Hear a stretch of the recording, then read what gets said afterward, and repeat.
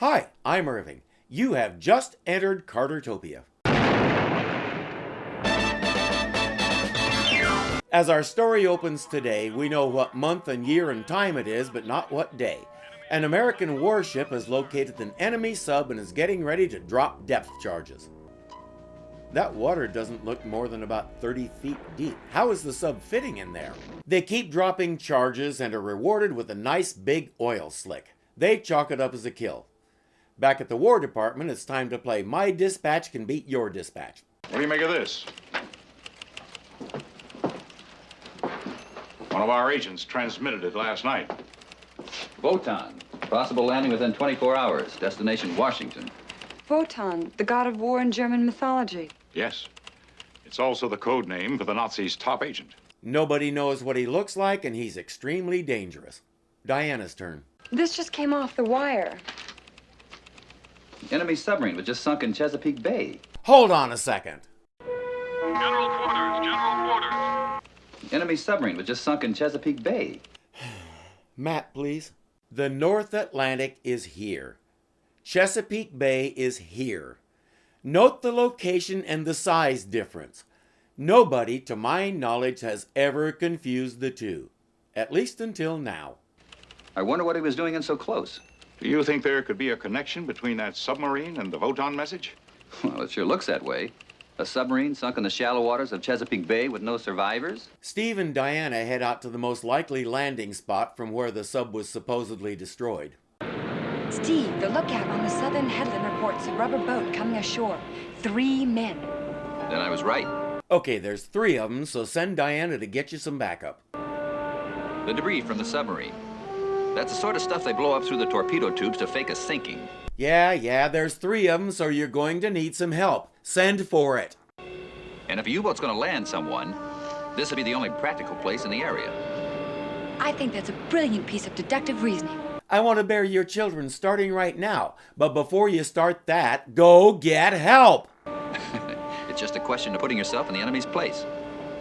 Nope, Mr. Macho is going to try to take on all 3 of them by himself, because that's worked so well for him in the past. Diana, report back to General Blankenship. Tell him we've made contact. Yes, sir. Don't tell him we need assistance or anything like that. I don't want to appear unmanly. Diana knows better, so after she reports to the General by radio, we all know what she's going to do.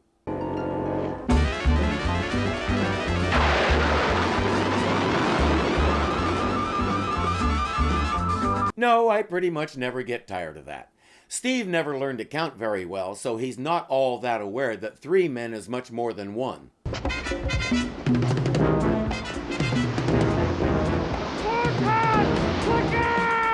And 4 is even worse.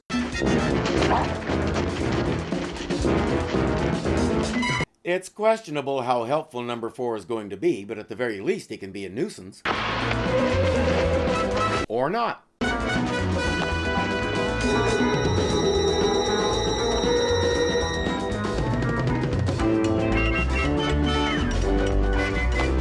How is he that strong? About that time, Steve gets into trouble, surprise, surprise, so she lets Wotan go to run off and rescue him. Again.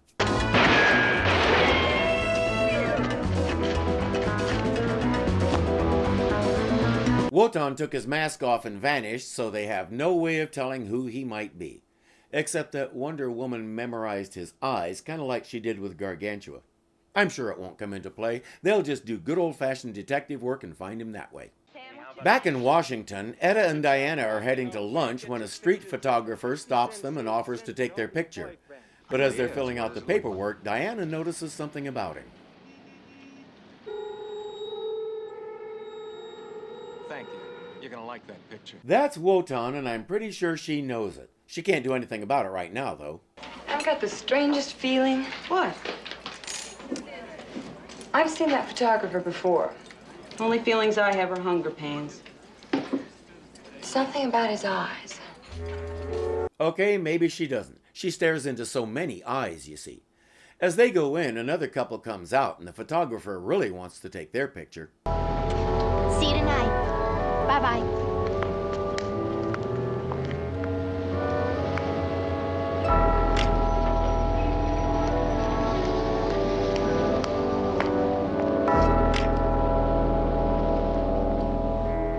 Today he'd be arrested for stalking and we'd have no story.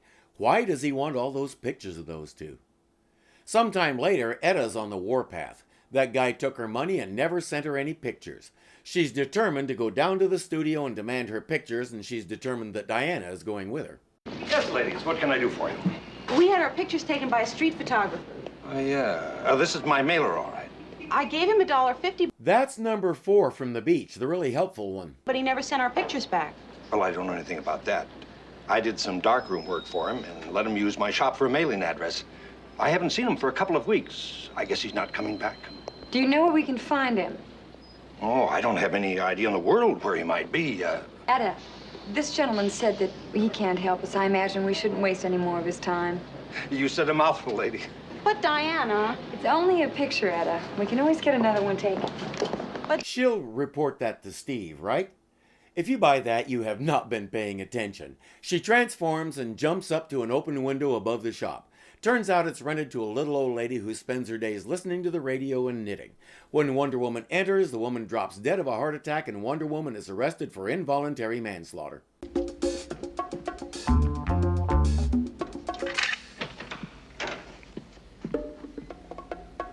Who are you? What are you doing here? Now put that gun down. I just want to ask you some questions.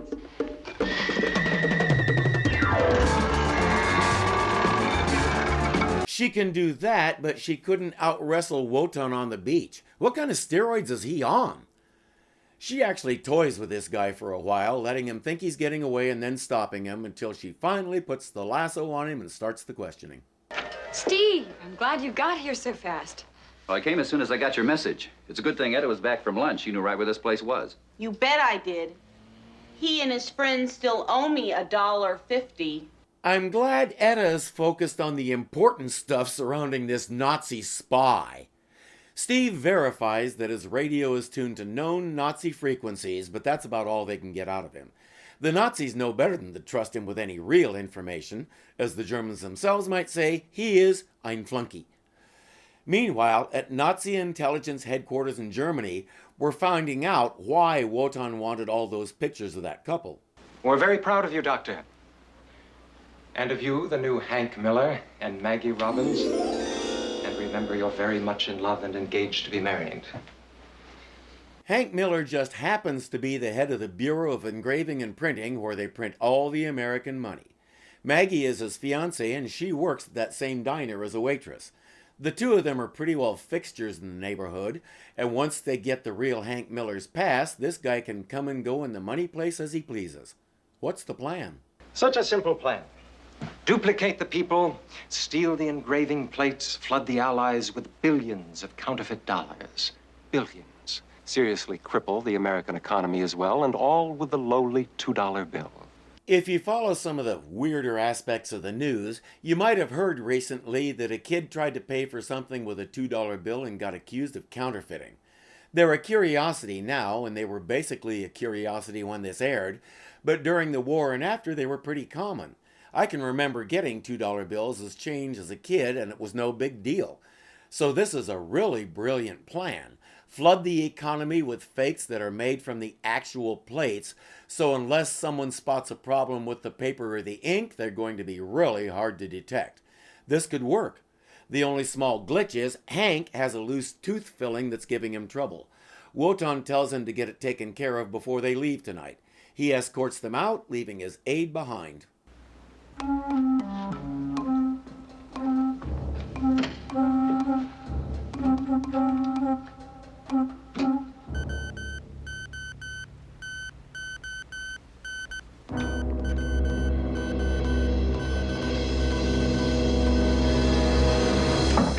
Well, here's some more bad luck. Cut off in the middle of transmission. Maybe you'll understand it. I don't. Wotan, $2 bill. That's it? That's all? I'm afraid so. I don't know Morse code the way I used to, but I'm pretty sure I heard about 6 letters before Wotan cut him off. I sure didn't hear anything that long. But as long as the Allies did, I guess it doesn't matter what I heard. Steve fell asleep at his desk trying to figure out the $2 bill thing. He says, if only old Tom Jefferson could talk. Suddenly he remembers he has a date with Wonder Woman to show her the bureau, so he dashes out. Well, Tom, Say something.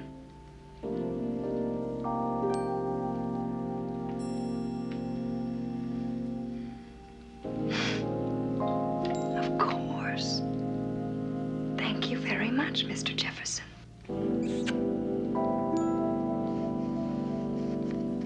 She can talk to dead presidents through their picture. This is getting a little spooky. She heads out to change and meet Steve. Wonder Woman.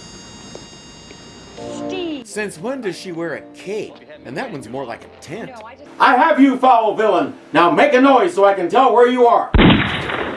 That's not what I meant. just got here myself. Well, come on, let's go. It's time for the grand tour. Now, you're sure I'm not keeping you from any important work? Positive. As a matter of fact, I'm stumped with a problem that has to do with $2 bills. Maybe touring this place will give me some ideas. Well, then let's go.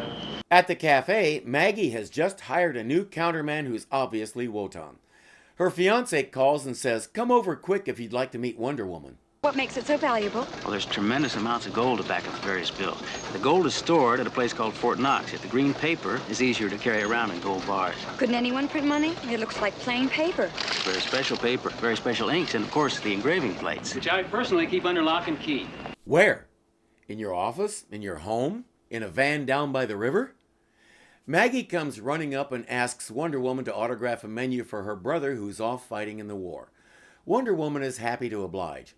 When all that's done, she has to give Steve a little education in overlooking the obvious. Well, if you had the equipment and the place, for instance, well, you could make as much money as you wanted to.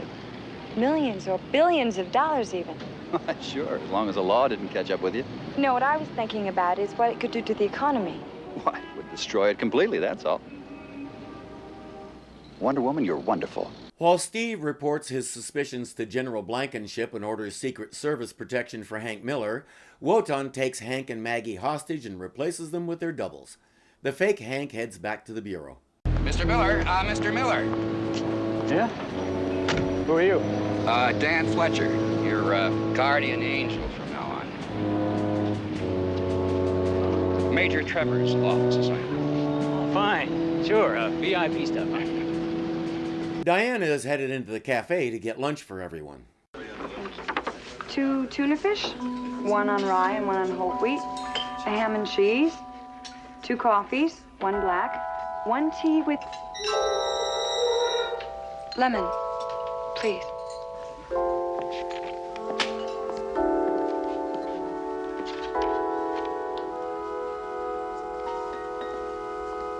Now she knows something is wrong because Maggie wouldn't treat that autograph so lightly. She excuses herself and says, I'll be back shortly for the order.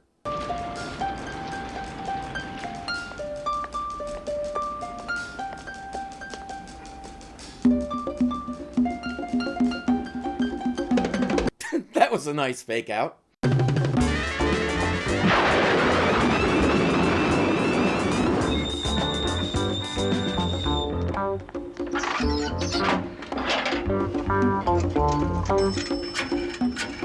Even better. Using the Secret Service man's voice, she tells Steve that there's something seriously wrong at the cafe and he needs to come immediately. Then she goes back in. Hello, Maggie. Hello. After I signed my autograph for you today, I realized that I should have written a personal message. Was it to your sister? Oh, yes. That's very nice of you. Well, when I signed this autograph, you said that it was for your brother in the service. Oh, well, you see, my sister's married. You're not Maggie Robbins. Wotan intervenes and says, I have the real Hank and Maggie in the basement, so hand over your bracelets or I'll kill them. The bracelets.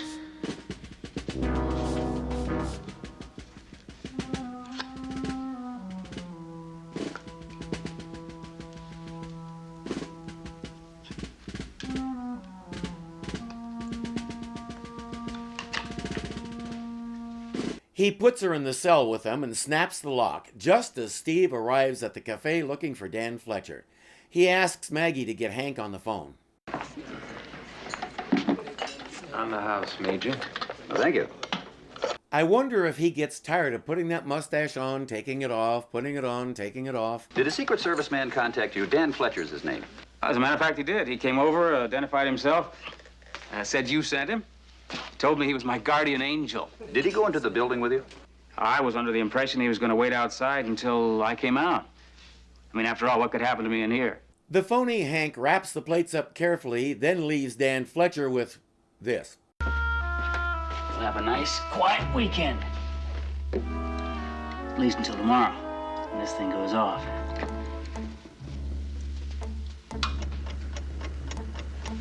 Steve buttonholes Hank, wanting to know what happened to Dan Fletcher. He says, "I'll stick with you until he shows up." Hank, of course, doesn't want a government escort of any kind because he's stealing printing plates, but he can't get rid of Steve. What's wrong? I got a bad tooth.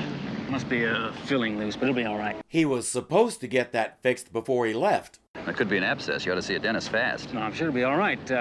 If it's bothering me tomorrow, I'll see a dentist then. Tomorrow, nothing. Look, I've got a friend right around the corner. He does great work. Probably see you right away. Well, he's probably busy. Hey, I said he's a buddy. Besides, you're top priority. You're a very important man to us. Consider yourself requisitioned. Well, let me just tell Maggie then, huh? Sure. Go ahead, I'll call a cab. Meet you right back here. He passes the plates to Wotan, then gets in the cab with Steve. Wotan takes the plates, hops in a car, and leaves. As soon as the henchman isn't looking, Wonder Woman goes to work.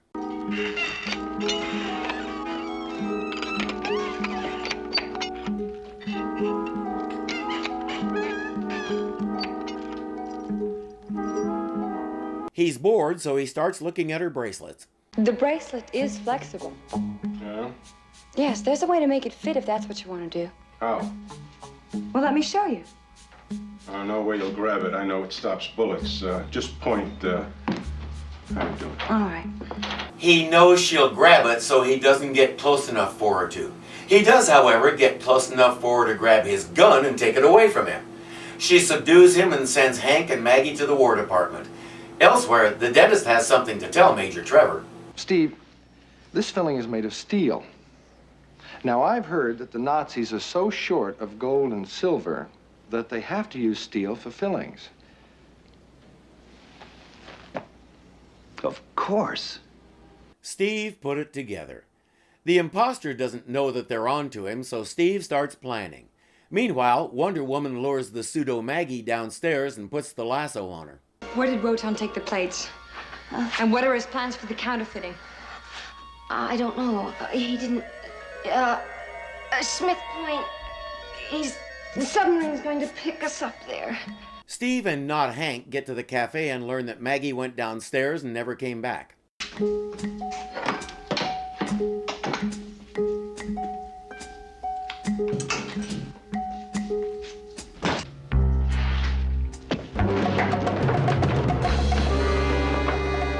If only she'd waited 10 more seconds, she could have caught him at the bottom, and he would have been eternally grateful, and together they'd beat the bad guy to a pulp, then ride off into the sunset together.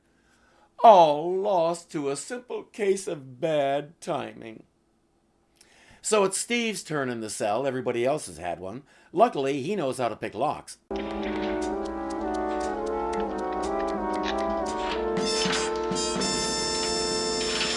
Of course, it helped that thanks to Wonder Woman, that lock was a little forked up to begin with. Yes, we're just in time. Our submarine is due to surface in just 3 minutes. As someone who makes videos, trust me, dude, 3 minutes is a lot of airtime.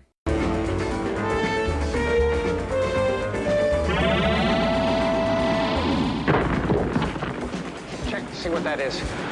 Quickly.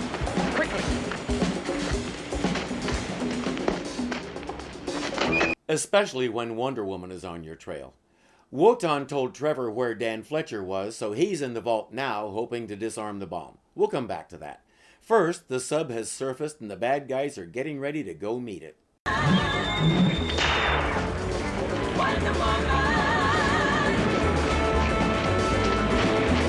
That just leaves Wotan with the plates, but it looks like he's going to make it. He's already in the water and paddling, and she's fresh out of lassos.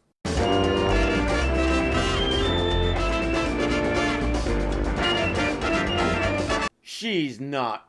Please tell me. Oh, just get on with it.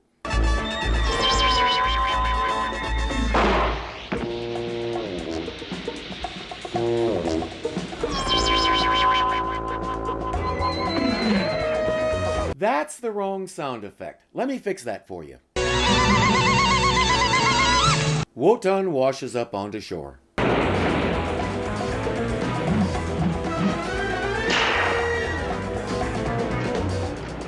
Okay, just how long is that rope? Or does it grow as needed and then shrink back to belt loop size when she's done? If she really wants to help the Allies' war effort, teach him how to make that stuff. She reels him in and he says, at least we eliminated Major Trevor and the Secret Service agent. They're dead. Steve, that's your cue.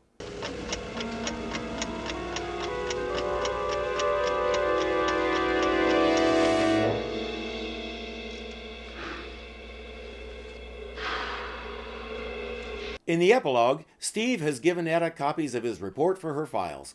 Oh, would you file this with it as a souvenir? A $2 bill? The last of the $2 bills. The government decided to take them out of circulation. They didn't want a chance of repetition of Wotan's plan. That is not true. They have never been taken out of circulation, and they've been printed off and on right up to the present day. I don't know about stealing plates, but both sides tried their hand at counterfeit money and neither one worked. But what can you expect from people who can't tell the difference between Chesapeake Bay and the North Atlantic?